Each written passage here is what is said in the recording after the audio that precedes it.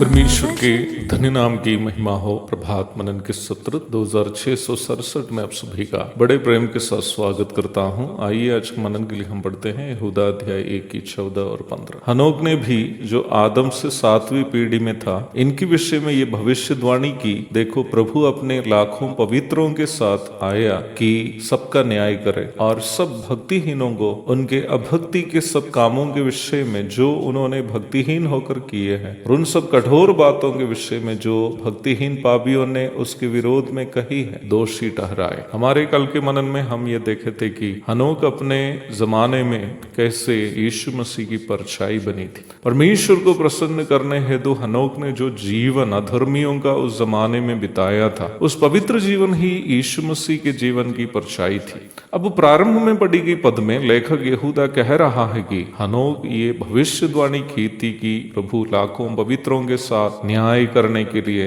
आने वाला है, ताकि भक्तिहीन पापियों के सब अभक्ति के कामों के लिए उन्हें दोषी ठहराया जाए। यहाँ उपयोग किया गया पवित्र शब्द यीशु मसीह के महिमामय आगमन के दरमियान प्रभु के संग धरती की और उतर आने वाली कलीसिया के सदस्यों को सूचित करने वाला शब्द हो सकता है, क्योंकि यीशु मसीह के लहू से धुले गए सभी मसीह विश्वासी यीशु मसीह के पवित्रता को सौजन्य रूप में प्राप्त किए हुए लोग हैं। रोमी 3 की 24, पहला कुरिन्ती 1 की 30। परंतु यह महासंकट काल के अंत में प्रभु यीशु मसीह इसराइल के खिलाफ लड़ने वाले सभी विजातीय राष्ट्रों का न्याय करने के लिए आने वाला आगमन भी होने के कारण यहाँ उपयोग किया गया पवित्र शब्द स्वर्गदूतों को सूचित करने वाला शब्द भी होने की संभावना है, क्योंकि परमेश्वर के न्याय का काम अक्सर निभाने वाले उनके स्वर्गदूत गण ही होते हैं। दूसरा थिस्सलुनीकियों अध्याय 1 की 6 से 8 तक पढ़िएगा।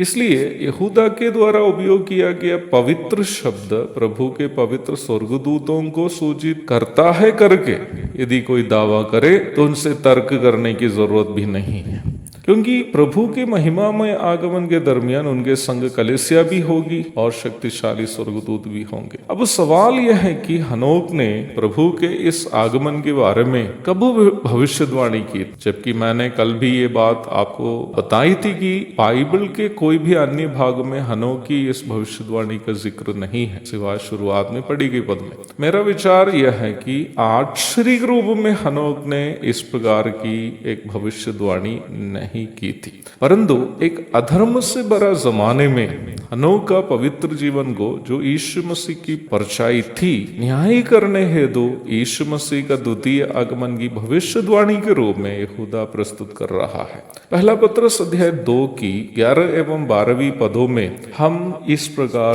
पढ़ते हैं, हे प्रियो, मैं तुमसे विनती करता हूं कि तुम अपने आप को परदेशी और यात्री जानकर उन सांसारिक अभिलाषाओं से जो आत्मा से युद्ध करती है बचे रहो। अन्य जातियों में तुम्हारा चाल चलन भला हो, ताकि जिन जिन बातों में वे तुम्हें कुकर्मी जानकर बदनाम करते हैं, वे तुम्हारे भले कामों को देख कर उन्हीं के कारण कृपा दृष्टि के दिन परमेश्वर की महिमा करें।